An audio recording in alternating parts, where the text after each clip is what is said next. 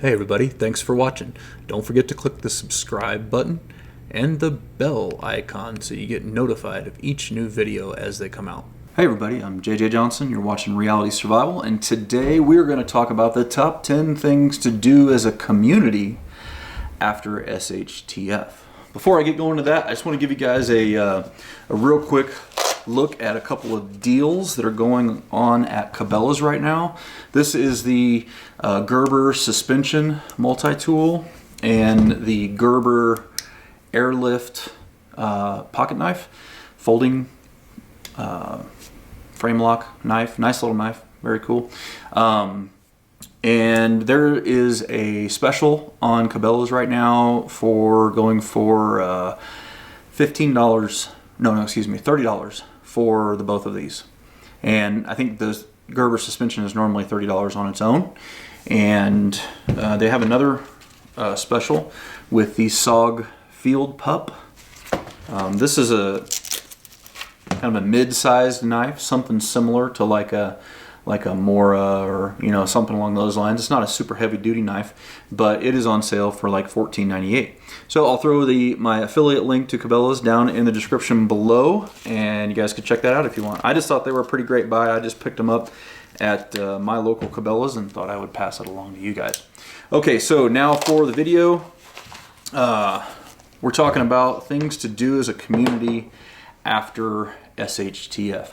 And this whole series that we've been doing in the Prepper Trifecta thing has gotten a lot of attention from other channels. I think that's awesome. That's what we're looking for.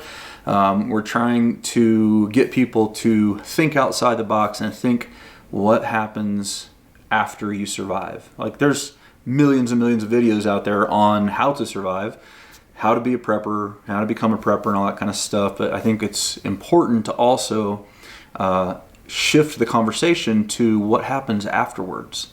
How do we rebuild? What do we do? Those kinds of things. So that's what this conversation is all about. And I encourage anybody with a channel or without a channel to throw in your 10 cents on the subject. Maybe you agree, maybe you disagree. It doesn't really matter. Just getting people to start thinking about it is the important thing. Okay, so I got some notes here, and I'll go down through these points. I might have a few more than 10. Sorry about that, guys. Not a whole lot more, though. All right, so this list is meant to spur thought and to provide some thoughts on what small community priorities should be after the dust has settled from a major, like a nationwide disaster where you're currently living in a without rule of law situation. The nature of the disaster is non-specific. All right, we're not saying what happened here because it could be a lot of different things.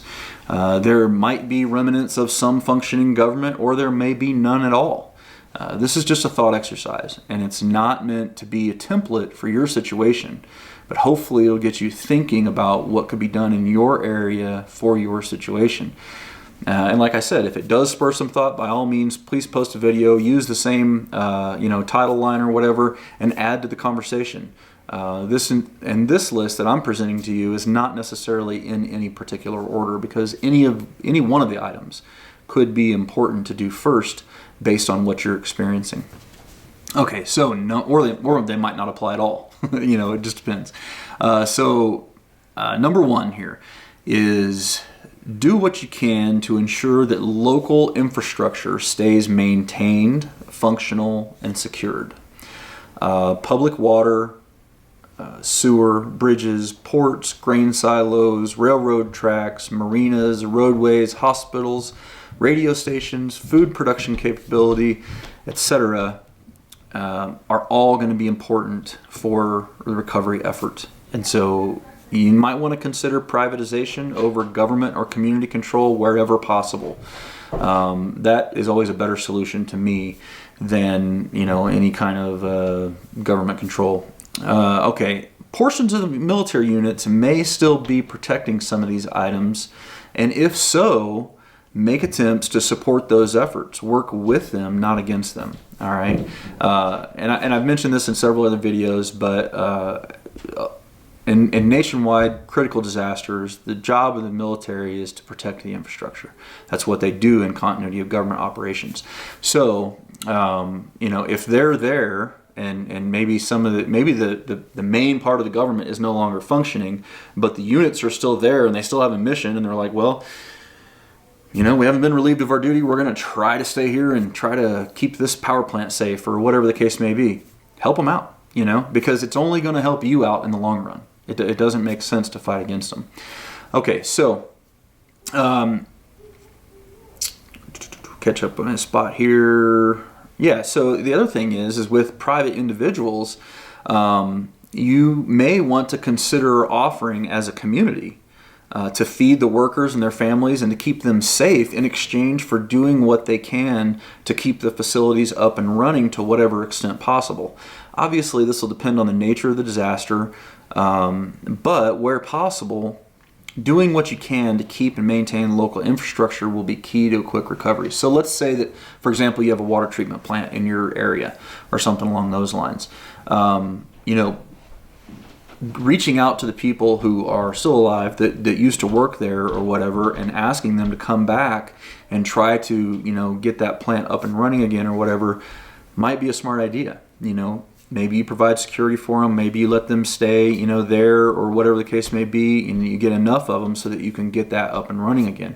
Having running water alone is a massive advantage to a community in being able to come back, and it would take some ingenuity. You might have to reach out and scavenge some large scale industrial generators from construction companies or something along those lines to bring in there, and you have to find a fuel source, and you may be different things you have to do, and it might not be able to operate at full capacity, but maybe you can get if you put enough minds together and people who actually know what they're talking about and who've worked at the plant for 20 years or whatever the case may be, maybe they can figure out a way to make it at least partially functioning, or maybe you can figure out a way to just get clean water pumped into the water tower, or maybe it's not even clean water, maybe it's unpotable water and then you filter it at your location. I mean, there's a lot of different things you can do, but the point is try to focus on the key infrastructure items that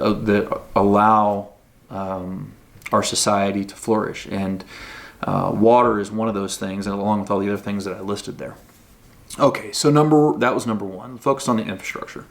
Number two, form local markets to keep commerce and trade alive and well.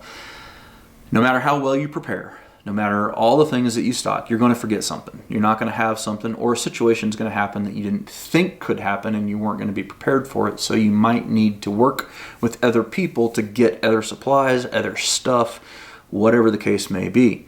And so having a local trade, like a little farmer's market, little, flea market kind of thing set up so that you can work with other people in your area, that's going to be key. And that's something that we see in third world countries all across the world. It's a commonality. So that is going to be very important. The thing you want to consider here is you want to make sure that you've got security at those markets. You want to watch for corruption, snake oil salesmen, thieves. And you also have to realize that these places could be targets of violence. And it happens frequently in third world countries. So you want to be on alert. You want to make sure that your vendors are spread out so that they're not too bunched up. And that way, if an IED explosion or a grenade or something along those lines goes off, fewer people are going to be affected and fewer people are going to be hurt.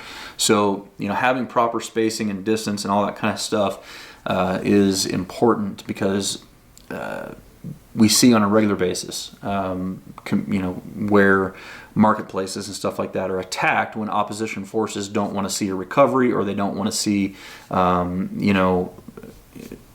things going better. When the opposition forces are trying to make things worse in third world countries, then markets are one of the first places they attack. So think about that. Think about how to keep them safe and those kind of things. All right, number three, reestablishing rule of law and a sense of normalcy should be the primary focus, other than survival, other than the things that you have to do to survive. So eliminating lawlessness and rogue criminal factions will be a high priority. This is where sheepdog gangs, militia, prepper groups, etc., those kinds of folks, the good guys basically, come into play in a big way. And I think it's important to remember that all it takes for evil to prevail is for good men to stand by and do nothing. All right? Playing the hermit survival mentality and I'm only going to protect my own and all that kind of stuff doesn't work. It's a failed. It's not a long-term reality, and it's not something that will work in the long term. So it's best just to not even go there, in my opinion. You have to stand up for what's right, and you have to protect people, and rooting out those sources of evil and lawlessness should be a top priority. Okay. Number 4, remember to plan ahead. Start making preparations for the coming winter, firewood, livestock breeding, keeping seeds, from your gardens for the next year, those kinds of things. Start thinking about how spring crops will be planted, what machinery and fields will be used, storing extra fuel for those machines, and not using it before it's needed. Always be thinking 6 to 12 months ahead, because short-sightedness is a killer. And those are just some examples. And some of those things might be on a personal level. Some of them might be on a community level. But regardless, everybody as a community needs to be thinking about next spring, next fall, next winter, those kinds of things. So whatever it is that you're doing, make sure that you're projecting what's going on ahead. It's important to worry about, your needs at the current time, but you also have to consider what are we going to be doing down the line, and how is what we're doing now going to affect that. Okay? All right. Number 5, utilize the U.S. Constitution and state constitutions. You might need to amend in some cases to help reestablish the rule of law within your areas of control. Start in your immediate area, work outward as time and resources allow. So you start with your neighborhood, and you move to your part of the town. Then you move to the whole town. Then you move to your part of the county, then the whole county. Neighboring counties, your part of the state, the whole state, neighboring states, whatever the case may be. Just work out in concentric rings. The important thing to remember here, though, is cooperation and compromise will be critical to long-term relationship building. All right? It can't be my way or the highway. All right? As much as you would like that to be the case, that's not how it works. Now, in your own prepper group, that's a different situation. When people are living in your home, on your property, and you're the boss of your domain, right? And I talked about that in the first top 10 rules for prepper groups or whatever. However, when you start incorporating other people into that situation, that's not the case. That's not how it's going to work. So cooperation and compromise are going to be crucial. The other thing that you need to think about is having a focus on the maintenance of individual rights over government control or authority. The most common scenario after disasters and after collapsed economies and things like that around the world is for a tyrant or a dictator to come up and to restore control. That's what people want. They just want stability. They don't care how it gets there. Okay, and so they forget the focus on individual rights and individual liberties, and they sacrifice those for this sense of stability. And you need to fight against that. You need to make sure that you remember individual rights are king. They are above any kind of government control or authority. So keep that in mind as you're going through and you're starting to reestablish law and all that kind of stuff. That should be an overarching umbrella that guides thinking in all the other areas that you have to deal with. Okay. Number 6, and some of these overlap a little bit, but that's okay. Number 6, hold local elections to elect judges, sheriffs, police chiefs, fire chiefs, mayors, county commissioners, militia leaders, etc.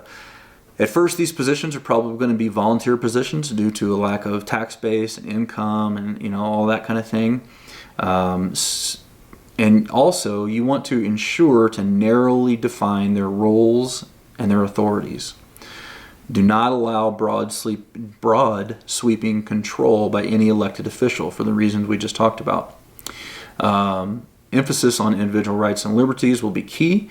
Any elected official should always be obligated to be truthful when speaking to or relaying information to the public. Lying, playing political games should be forbidden and grounds for immediate dismissal. That's just my opinion.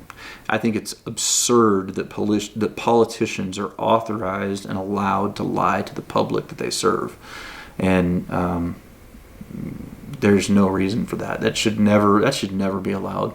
It's one of the biggest failings in our political system, I believe. Okay, number 7. Hold town and area meetings to consider the formal dissolution of the former towns and county charters.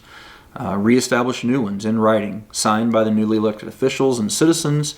And while this might be mostly symbolic, I think it'll have a positive psychological effect and provide a sense of hope to the return of normalcy. And it'll likely garner a spirit of collective optimism that'll be much needed. Positive attitudes are huge force multipliers, and their positive effects cannot be overstated enough. So the idea of starting new is something that positively motivates people, because they want to build their new town, they want to build their new community, they want to show people how they've come back and all that kind of stuff, and it provides a sense of unity and purpose. And so I think that is an important thing to do, personally. All right, number 8. Establish a volunteer militia with clear roles and duties.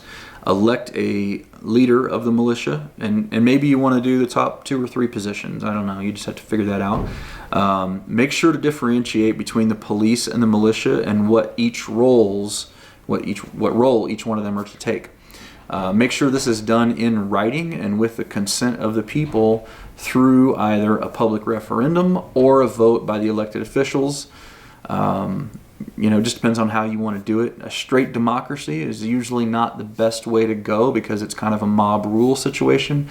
So a representative republic, that having your elected officials, maybe that's the right way. It just depends on the size of your community and all that kind of stuff. Make sure to outline punishments for corruption, abuse of power, abuse of civil liberties, etc., etc. All right, number 9 is reestablish local, county, and state written law and prescribed punishments. Keep it basic. Start simple. So we're talking about something along the lines of the 10 Commandments here, or something similar. Adjust as needed. Focus more on clarifying all citizens' rights as granted by God, and put more of an emphasis on government restrictions as opposed to restrictions on citizens. So there might be a handful of restrictions on citizens, like murder, theft, rape, those kinds of things. Hey, you can't do that. That's bad. But there may be hundreds of restrictions on governmental power. All right, number 10. Sounds like somebody's here. Okay, number 10 is determine how you want to handle schools for children. Do you want to do homeschools? Do you want to do local co-ops? Are you looking at, religious-based schools, public school? Maybe just having guidelines for education? Yes, no, probably not. Who knows? But you need to think about education. You may want to consider experience-based learning as opposed to classroom-style learning. Bring back apprenticeships and internships. We will need to rebuild our manufacturing capability, and that was primarily accomplished through the apprentice and journeyman type economy. So we might want to orient in that direction for the most optimal return to normalcy. But again, it just really depends on your area and your situation. Okay, number 11. So I've got 5 more. So I did 15 instead of 10. Sorry. Once I got going on the thought, then it just kind of was flowing out. Okay, number 11 is establish local clinic or doctor's office for treatments of disease, trauma, etc. You should probably have this be a private clinic so that you don't have to go down the road of socialized healthcare. And while a traveling doctor may make sense, you should consider a security team for the doctor as well. And maybe the doctor has to pay for his own team or whatever the case may be, but a doctor's skill and knowledge will be crucial to a recovery, and they could be the target of kidnapping or assassination by people who don't want to see that recovery, or by a neighboring town who's without a doctor, or somebody who has a sick wife and he doesn't want to pay for it, whatever the case may be. So think about doctors, clinics, and do they need security and those kinds of things. Number 12 is establish regular town and county meetings. Consider utilization of local radio stations, ham radios, public radio frequencies to communicate the information from those meetings to the people who are not able to attend. Transparency is crucial for building trust. Let me say that one more time. Transparency is crucial for maintaining and building trust. Backroom politics has got to be a thing of the past. We have to be more transparent in the way that we deal with setting up our community. Number 13 is consider the reestablishment of a public library and newspaper. Making sources of knowledge available to the public will be crucial, especially those sources of information that will assist with things like farming, gardening, composting, animal husbandry, sanitation, electrical, plumbing, carpentry, blacksmithing, health and sanitation, etc. Start building your prepper library now so that you will be able to contribute to that library.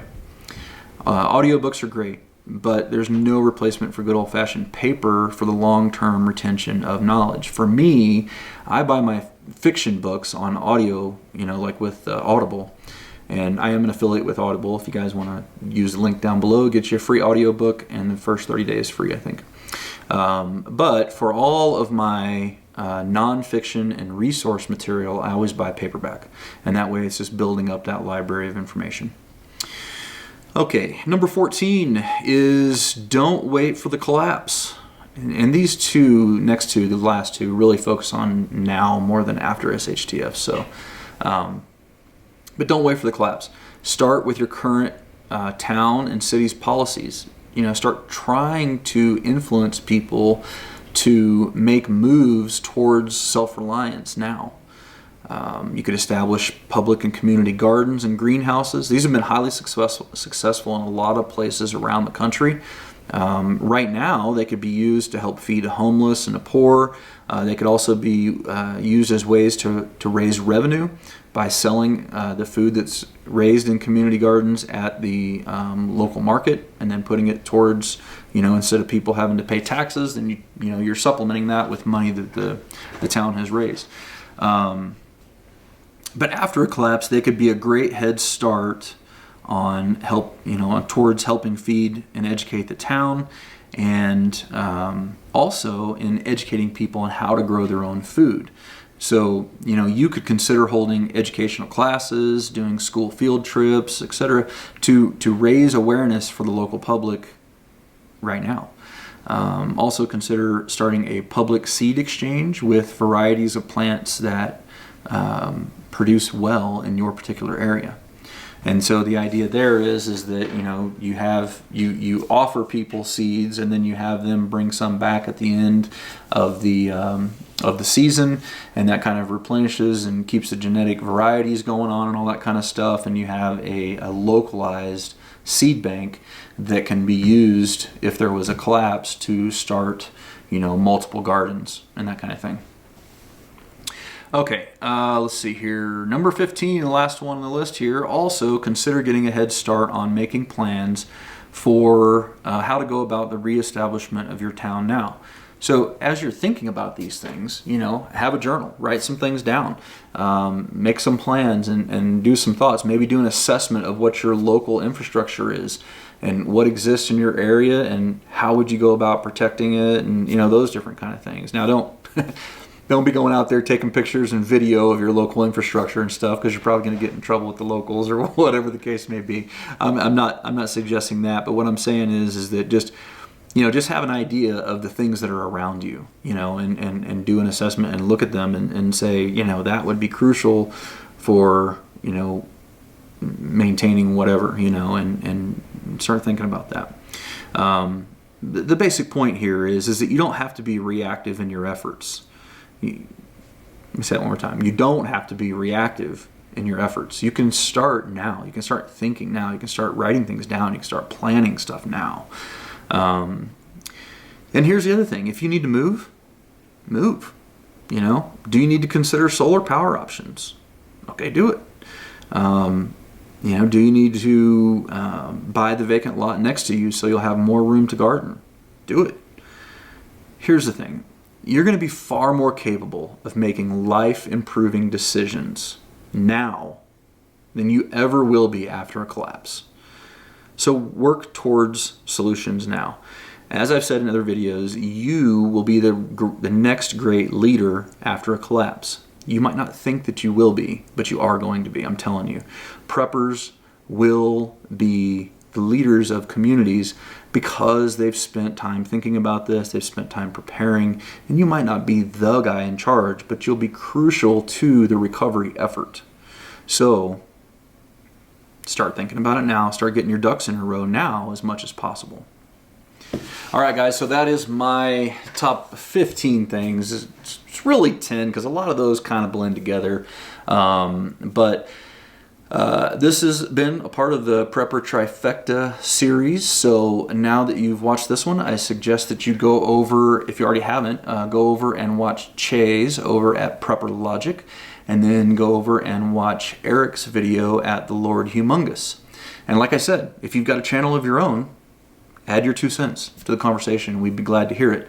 Like I said, we're just looking for shifting the focus to recovery to what do we do after the fact. That's what this whole conversation is about, so we'll be happy to hear what your thoughts are. As always, guys, I definitely appreciate it when you click the thumbs up button, when you share it with your friends on Facebook, Twitter, and Google+. And don't forget to live the 6 Ps. Proper prior preparation prevents poor performance. Stay safe, guys.